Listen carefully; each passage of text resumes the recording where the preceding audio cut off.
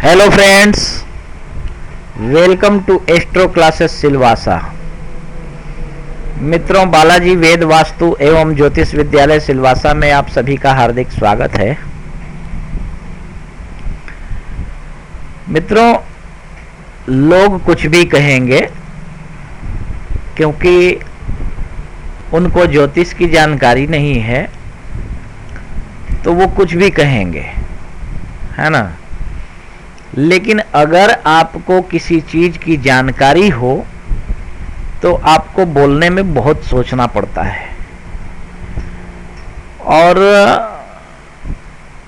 लोगों की बात तो बिल्कुल ही अलग है, क्योंकि हमने इतना स्पष्टीकरण दिया, सब कुछ किया, उसके बाद भी कुछ लोग कुछ बोलते ही रहते हैं। खैर ठीक है, उनकी मर्जी है। अब ये देखिए, एक हमारी बहन है गरिमा यादव, इन्होंने कहा कि महाराज जी, आपकी भविष्यवाणी तो गलत हो गई, मोदी जी तो भारी बहुमत से जीत गए। आप तो कह रहे थे कि 50% से कम चांस है ना। तो भाइयों, इससे साबित होता है कि इनको कुंडली की समझ नहीं आती है। अपने विवेक से काम लें, कर्म पर ध्यान दें। नरेंद्र मोदी जी को हराना मुश्किल नहीं, नामुमकिन है। तो कोई बात नहीं, इनकी जो अपनी मर्जी है, इन्होंने वो कहा, उससे हमें कोई समस्या नहीं है। लेकिन समस्या एक ही चीज से है कि इन्होंने मेरे वीडियोज को अच्छे से देखा नहीं, है ना। केवल कुछ बातें ऊपर चापर सुन करके और इन्होंने लिखा है। खैर ठीक है, लेकिन एक चीज है, मैं आप लोगों को आज अपने सफलता या असफलता का कोई स्पष्टीकरण देने के लिए ये वीडियो नहीं बना रहा हूँ, बल्कि आप लोगों को एक चीज मैंने भी कुछ लिख दिया है इस पे कि अगर ऐसा हो तो किसी भी ज्योतिषी से मेरी बात करवा दो। अगर मेरे फलादेश को गलत प्रमाणित करे तो मैं ज्योतिष का कार्य ही छोड़ दूंगा। हालांकि मुझे भी ऐसा नहीं बोलना चाहिए। और मैंने अखिलेश यादव की तो पहले ही ये वीडियो का लिंक है, आप देख सकते हैं कि इसमें मैंने बोला है कि अखिलेश यादव जी अगर अपने दोषों की शांति न करवाएं, उनकी कुंडली में चतुर्थ भाव में चंद्रमा की महादशा चल रही थी और केतु जो है चंद्रमा के साथ बैठा हुआ है चतुर्थ भाव में, तो ग्रहण दोष है। और दशानाथ के ऊपर ग्रहण दोष हो तो कुछ भी हो सकता है। हालांकि चंद्रमा इनका अच्छा था और उसकी दशा चल रही थी, इसलिए मैंने इनको 50% दिया था। और डिम्पल यादव की भी कुंडली अच्छी थी। तो पिता में पुत्र की दशा चल रही थी, बुध की महादशा में चंद्रमा की अंतरदशा, शायद ऐसा कुछ था, है ना। वो आप देख सकते हैं वीडियो, है ना। ये 2 लिंक है, इस पे जाकर के मैंने स्पष्टीकरण एकदम स्पष्ट रूप से बोला हुआ है। लेकिन क्योंकि आप मुझे नहीं समझ पा रहे हैं, मैं मोदी जैसे लोगों का बहुत बड़ा भक्त हूँ साहब, फैन हूँ, है ना। क्योंकि जो लोग काम करते हैं, मेरी हार्दिक इच्छा थी, मैंने अपने एक वीडियो में व्यक्त भी किया था ये बात। ये जो है ना, इसके पहले जो मैंने वीडियो बनाया था ये वाला, इसमें मैंने बोला है स्पष्ट रूप से कि मुझे जितनी खुशी होगी शायद किसी को उतनी खुशी नहीं होगी कि अगर यूपी में भाजपा की सरकार बनती है तो, है ना। और ये बात चुनाव होने से पहले ही मैंने बोला हुआ है, ये वीडियो उस टाइम का है, आप इसको देख सकते हैं। तो मेरे दिमाग में एक बात नहीं आ रहा था, मैं शुरू से ही ये चीज पूरी तरह से स्पष्ट था। और मैं आप लोगों को दिखा दूं कि सबसे पहले मैंने मोदी जी की कुंडली पे प्रेडिक्शन दिया था। कोई भी ज्योतिषी, जो कुंडली मेरे सामने है मैं उसके अनुसार बात कर रहा हूँ। जो लोगों ने बोला है कि अगर किसी ने बोला भी हो, मुझे नहीं पता, है ना, किसी ने बोला भी हो कि मोदी जी को 100% अगर आने वाले हैं चुनाव में, तो इसके मतलब सिर्फ और सिर्फ यही है कि उन्होंने अपने भावनाओं में या कुछ भी बिना आधार के बोला हो। लेकिन अगर अभी की स्थिति देखें, मैंने मोदी जी को 2014 में 101% दिया था कि बिना किसी विरोध के निर्विरोध प्रधानमंत्री बनेंगे, और वही हुआ, क्योंकि उस समय इनकी दशा अंतर्दशा बहुत बेहतरीन थी, इसलिए मैंने ऐसा बोला था। लेकिन अभी जो है प्रेजेंट टाइम में इनके ऊपर ये तो निश्चित है कि ये आदमी जहां खड़ा हो जाए वहां दुनिया की सारी जो है कि नहीं ताकतें समर्पण करने को तैयार हो जाएंगी। चंद्रमा भाग्येश और लग्नेश मंगल इनकी युति लग्न में है, हालांकि चंद्रमा नीच का है, लेकिन फिर भी वो भाग्येश है और सूर्य चंद्र पर इस तरह का कोई दोष नहीं लगता है। तो ये बात तो मैंने उस वीडियो में, इस वीडियो में और जितने वीडियो बनाए सब में मैंने बोला हुआ है। और इनके ऊपर अभी भी चंद्रमा की महादशा में, बुध की अंतरदशा में, केतु की प्रत्यंतर दशा चल रही थी। उसके बाद में 27 फरवरी तक 2017 तक थी, और अभी जब रिजल्ट आया उस समय शुक्र आया प्रत्यंतर दशा में। आप देखो, शुक्र वृश्चिक लग्न की कुंडली में प्रबल मार्केश होता है, और बुध जो है वो अस्त ग्रह है। कोई किस आधार पे मोदी को 100% देगा बतलाओ? अगर प्रमाण की बात करें और ज्योतिष के ज्ञान की बात करें तो। अब अगर कोई केवल भावनाओं में बह करके या फिर किसी भी तरीके से या फिर अकिंचन या जैसे भी हो, अगर वो बोल दिया हो उसकी बात अलग है। लेकिन ज्योतिष के प्रमाण के अनुसार मैंने 2014 में इनको फुल सपोर्ट, मतलब 101% दिया था। अभी इस समय में इनके ऊपर अस्त बुध की अंतरदशा और प्रत्यंतर दशा में प्रबल मार्केश शुक्र है, तो मैं कैसे 101% दूं? लेकिन फिर भी मैंने बोला था कि ये दोष जो हैं वो पूजा पाठ से उसका प्रभाव एकदम खत्म हो जाता है। और वही हुआ मोदी जी के साथ में यूपी चुनाव में, कि इन्होंने काशी विश्वनाथ का जाकर अभिषेक करवाया, सब कुछ किया, उसके बाद में सोमनाथ का अभिषेक करवाया, सभी मंदिरों में गए। इनके धर्म ही फलित हुए हैं, इसमें कोई संशय नहीं है। दूसरी बात, मैंने सबसे पहला जो वीडियो बनाया था उसमें योगी आदित्यनाथ की बात की थी। देखो, हमारे पास दिनेश शर्मा जो डिप्टी सीएम है, इनकी भी कुंडली है। हमारे पास केशव प्रसाद मौर्य, इनकी भी कुंडली है जो डिप्टी सीएम है। लेकिन मैंने इन लोगों के कुंडली की कहीं चर्चा ही नहीं की है ना। किसी भी वीडियो में आप देख लो, इन दोनों के कुंडली की चर्चा नहीं की थी मैंने। सिर्फ और सिर्फ मेरे दिमाग में योगी आदित्यनाथ की कुंडली थी, और मेरे मन में ये बात था कि 101% चांसेस हैं योगी जी के मुख्यमंत्री बनने के। लेकिन ये बात भी मैं खुल करके नहीं बोला, ये मेरे मन की बात थी। लेकिन ज्योतिष प्रमाण की बात करें तो केतु की महादशा में, केतु की अंतरदशा में, केतु की प्रत्यंतर दशा योगी जी की कुंडली में भी चल रही है। जो देखिए, व्यय भाव में केतु बैठा हुआ है, चंद्रमा 7th होम में बैठा हुआ है, चंद्रमा के घर में केतु बैठा हुआ है। ऐसे में कोई भी दुनिया का ज्योतिष किस आधार पर यह कह सकता है कि योगी जी मुख्यमंत्री बन सकते हैं? लेकिन मेरे मन में यह संपूर्ण विश्वास था कि योगी जी जो हैं वो एक ऐसे पर्सन है जो योगी हैं, और सन्यासियों के ऊपर ग्रहों का कोई प्रभाव नहीं होता है। जिसने संसार का त्याग कर दिया हो साहब, उसके ऊपर ग्रहों का क्या प्रभाव होगा? ठीक है, ग्रह हैं, लेकिन फिर भी ऐसी स्थिति में मेरे मन में सिर्फ एक ही ख्याल था, और योगी जी की कुंडली मैंने देखी थी, क्योंकि स्वराशिस्थ केतु उनके साथ कुछ भी कर सकता है, यानी कि अगर एकदम टॉप लेवल पे भी लेके जा सकता है।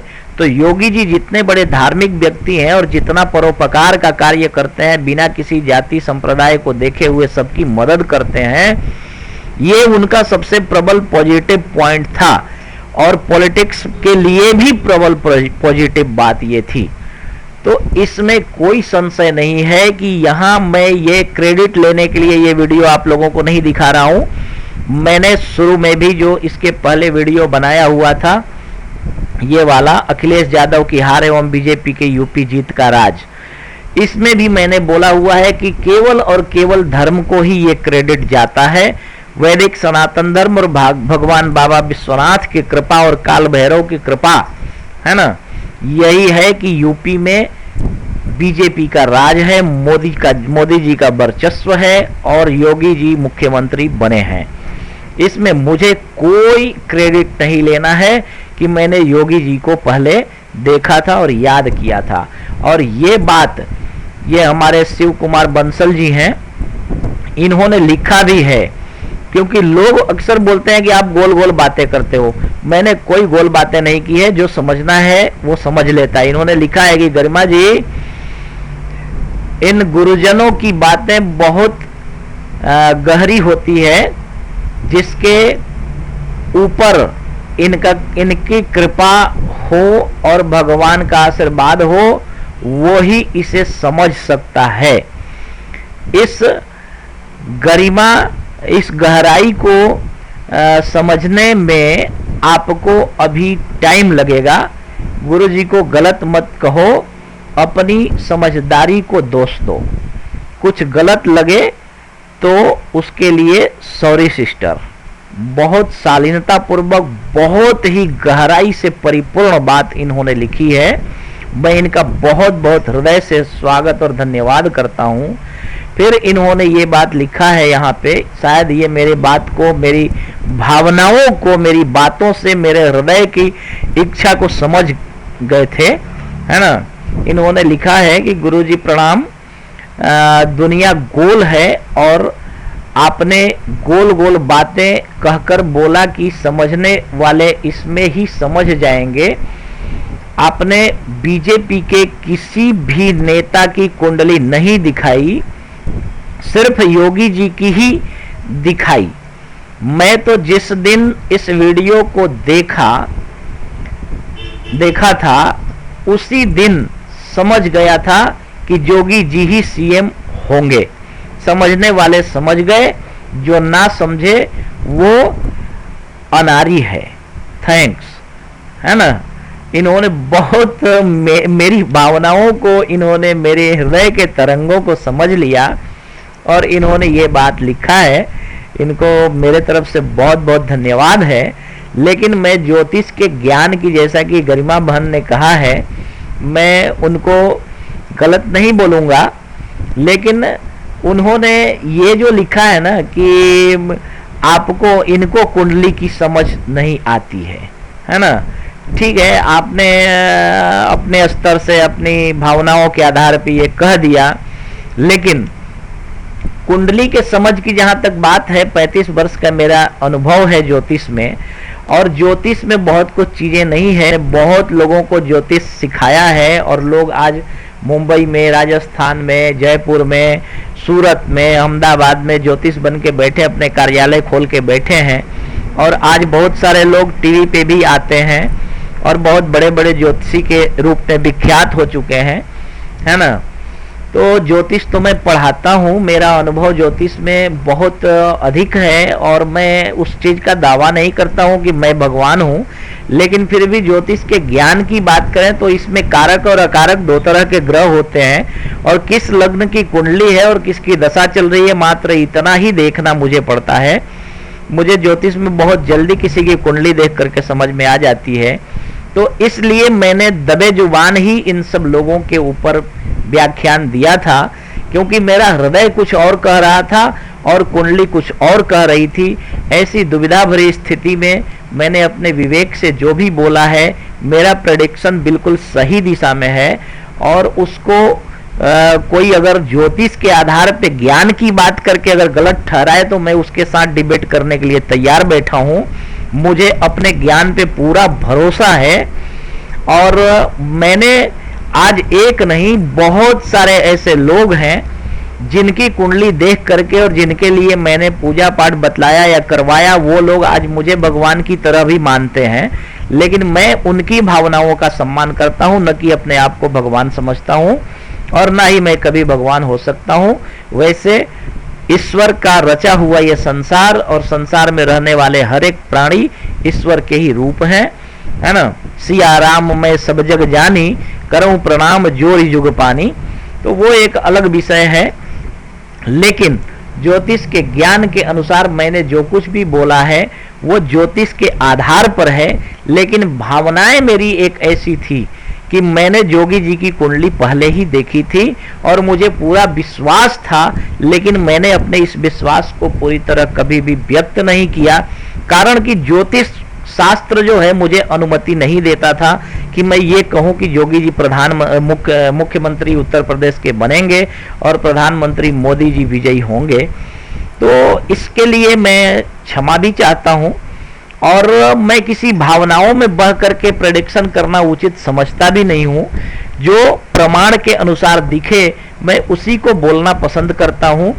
और साथ ही एक मेरे साथ एक आप मेरी मुझे नेगेटिव समझो या पॉजिटिव, मेरी एक दोष है या गुण है वो मुझे नहीं पता, लेकिन ये जरूर है कि मैं वहां पे चाहता हूं जहां अगर किसी की कुंडली में मार्केश की दशा हो और मुझे दिख रहा हो कि उसके साथ बहुत कुछ अनिष्ट होने वाला है, तो पहले तो मैं उनको बोलता हूं कि भाई आप इसका उपाय करो। अगर वो जिद करे और मैं बतलाऊं भी कि आपके साथ अनिष्ट होने वाला है, तो मैं भगवान से प्रार्थना करता हूं कि हे प्रभु इसके साथ कुछ अनिष्ट न हो, ये इसका कल्याण हो, और मेरा प्रेडिक्शन गलत हो जाए मैं उसको एक्सेप्ट कर लूंगा। मुझे कोई गलत कह के भी खुश रहे तो मुझे बहुत खुशी मिलेगी। ये मेरी भावनाएं हैं। तो इसलिए मैं कोई अपने क्रेडिट के लिए ये वीडियो नहीं बनाया है कि आप मुझे क्रेडिट दो कि मैंने जोगी जी को बतलाया था। अब मुझे आज भी संपूर्ण भरोसा है अपने भगवान पे और बाबा विश्वनाथ पे, काल भैरव पे और सोमनाथ भगवान पे, जिनके चरण में मोदी गए और उनकी पूजा अर्चना। देश का प्रधानमंत्री, सोचो साहब, इतने बड़े ओहदे पर बैठ करके आज किसी के पास 1 लाख रुपया हो जाए तो उसके पैर जमीन पे नहीं टिकते, और देश का प्रधानमंत्री हो करके और मंदिर में जाकर भगवान के सामने उसकी पूजा अर्चना करना ये बहुत बड़ी बात है। और मैं ऐसे व्यक्ति को दिल से सलाम करता हूं, और मैं चाहता हूं कि जीवन पर्यंत दुनिया के सारे ग्रह उनके अनुकूल हो जाएं और वो प्रधानमंत्री बने रहें, है ना, और 100 बरस और जिए, मेरी भी उम्र उनको लग जाए। मैं तो ऐसा सोचता हूं। देश जिस विकास के मार्ग पे चल रहा है मैं पूरी तरह एकदम उनके सपोर्ट में हूं। ठीक है, तो आपको जो सोचना है सोचो, मुझे क्रेडिट मत दो, भगवान के शरण में जाओ, वही आपका कल्याण करेगा। मेरी यही सिर्फ और सिर्फ आपके लिए शुभकामनाएं हैं। तो thanks for watching, bye and take care. Thanks.